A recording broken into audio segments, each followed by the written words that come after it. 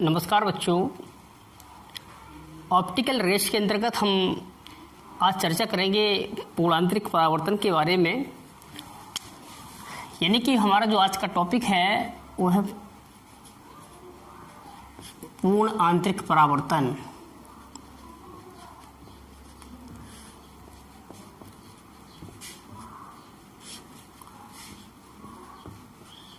Total internal reflection, total internal reflection पूर्णांतरिक परावर्तन। इसके पहले के वीडियोज में हमने अध्ययन किया था कि जब कोई प्रकाश की किरण विरल माध्यम से सघन माध्यम में जाती है तो अवलंब की ओर झुक जाती है, और यदि सघन माध्यम से विरल माध्यम में जाती है तो अवलंब से दूर हट जाती है। इसी तथ्य का हम इसमें भी उपयोग करेंगे। इसके लिए हमने एक अपवर्तक पृष्ठ ले लिया। अपवर्तक पृष्ठ पर हमने एक अभिलंब डाल दिया।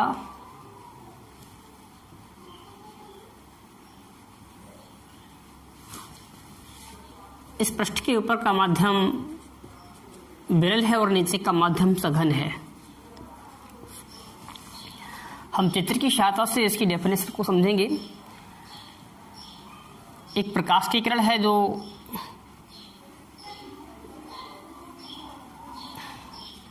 सघन माध्यम से चलकर के विरल माध्यम में प्रवेश करती है, और जैसे ही वो सघन माध्यम से विरल माध्यम में जाती है सीधे ना जाकर के अवलंब से दूर हट जाती है।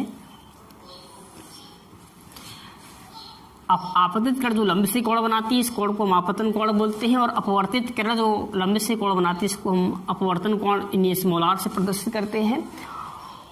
जैसे जैसे इस आपतन कोण को बढ़ाते जाते हैं अपवर्तन कोण भी क्या होता है, बढ़ता जाता है, और एक स्थिति ऐसी आती है कि जो क्रांतिक कोण की स्थिति होती है उस क्रांतिक कोण की स्थिति में अपवर्तित किरण पृष्ठ के समांतर निकल जाती है।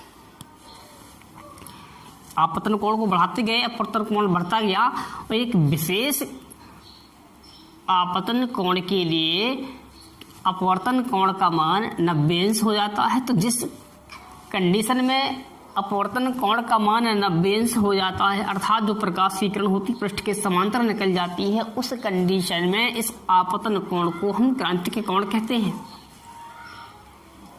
लेकिन अगर हम आपतन कोण को क्रांतिक कोण से भी ज्यादा बढ़ा दें, इससे थोड़ा और ऊपर कर दें हम इस प्रकार से, अगर इस आपतन कोण को क्रांतिक कोण से थोड़ा और बढ़ा दें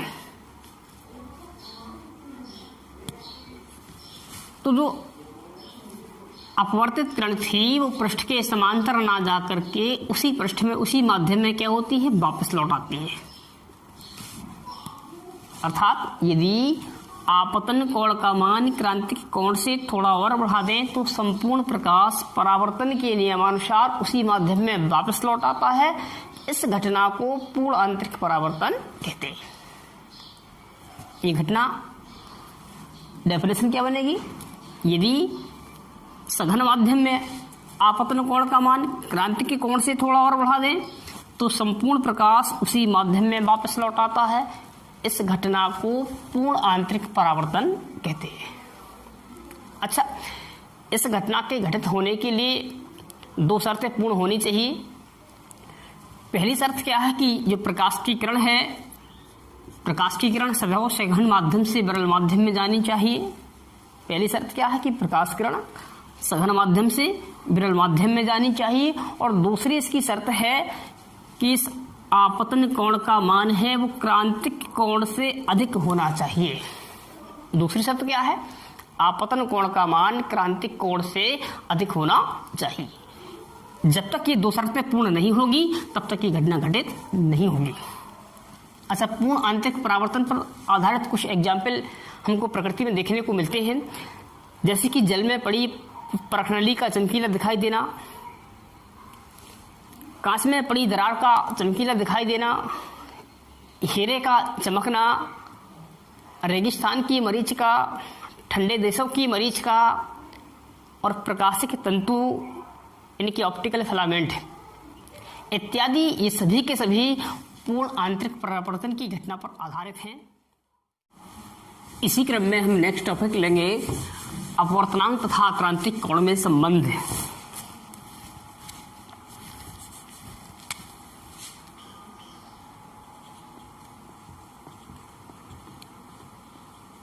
अपवर्तनांक तथा क्रांतिक कोण में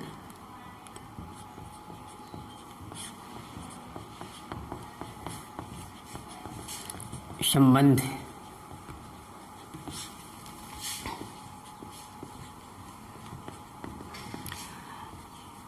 relation between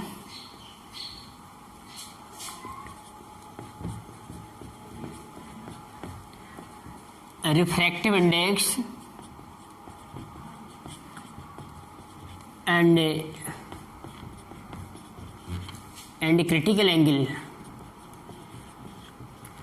relation between refractive index and critical angle यानी कि अपवर्तनांक तथा क्रांतिक कोण में संबंध। इसको भी हम चित्र की सहायता से डेरिवेट करेंगे। इसके लिए हमने पुनः एक अपवर्तक पृष्ठ ले लिया। अपवर्तक पृष्ठ पर हमने अभिलंब डाल दिया।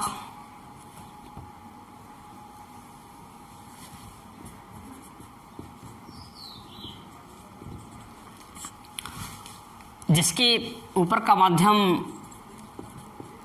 विरल और नीचे का माध्यम सघन है। नीचे का माध्यम सघन है। जैसा कि हमने पढ़ा है कि जब भी कोई प्रकाश की किरण सघन माध्यम से विरल माध्यम में प्रवेश करती है तो अवलंब से दूर हट जाती है। एवं क्रांतिक कोण की कंडीशन में, क्रांतिक कोण की स्थिति में जैसे ही कोई आपतित तल पृष्ठ पर टकराती है और टकराने के पश्चात पृष्ठ के ही समांतर निकल जाती है, अर्थात इस स्थिति में जो अपवर्तन कोण की वैल्यू होती है वो होती है 90 डिग्री, 90 अंश होती है।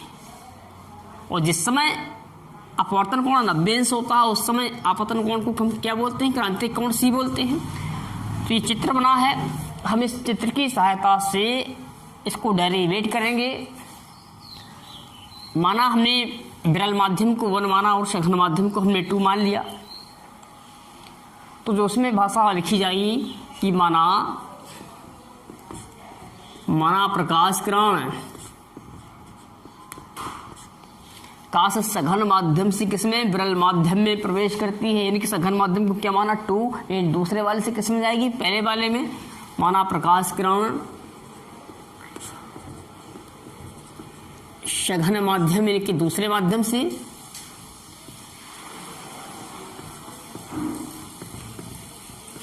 विरल माध्यम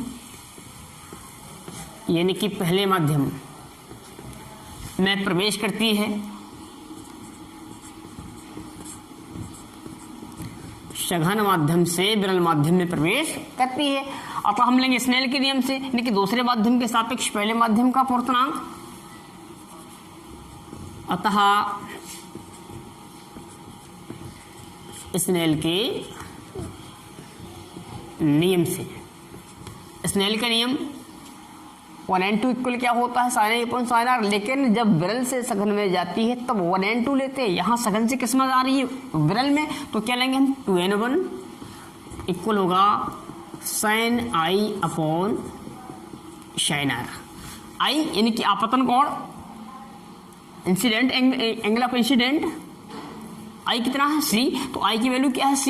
इसलिए हम इसकी वैल्यू रखेंगे हम 2n1 इक्वल आपको हो जाएगा साइन i की वैल्यू क्या है? c upon sine r angle of refraction. r की वैल्यू क्या है? 90 डिग्री। तो साइन 90, साइन 90 का मान 1 होता है, इसलिए 2n1 को हम लिख सकते हैं साइन c। परंतु आपने पढ़ा है कि जो 2n1 बराबर क्या होता है? 1/1n2। 2n1 equal 1/1n2। इसीलिए हम 2n1 की वैल्यू रखेंगे कि 1/1n2 इक्वल होगा साइन c। इसको हम अपोजिट कर देंगे, ये इसको हम लिख सकते हैं कि 1n2 इक्वल हो जाएगा 1/साइन c। इस प्रकार से ये अपवर्तनांक और क्रांतिक कोण में संबंध निकला। यदि पहला माध्यम आपका जो विरल माध्यम है वो वायु हो और दूसरा जो सघन माध्यम है वो आपका कांच हो। पहला क्या है एयर, दूसरा क्या है ग्लास। यदि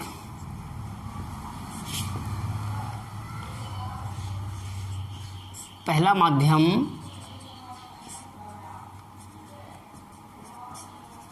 वायु हो तथा दूसरा कांच हो, पहला वायु दूसरा कांच।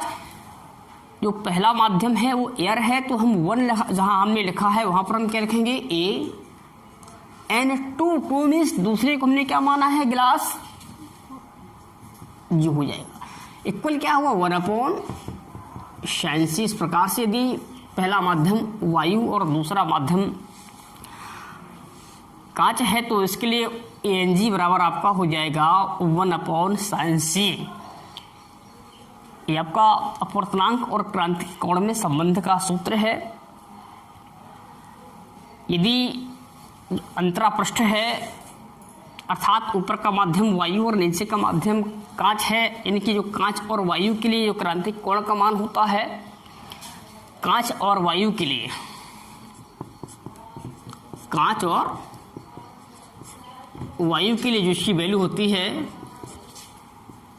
कि 41 अंश 48 मिनट। और यदि वायु और जल है तो जल और वायु पृष्ठ के लिए इसकी जो वैल्यू होगी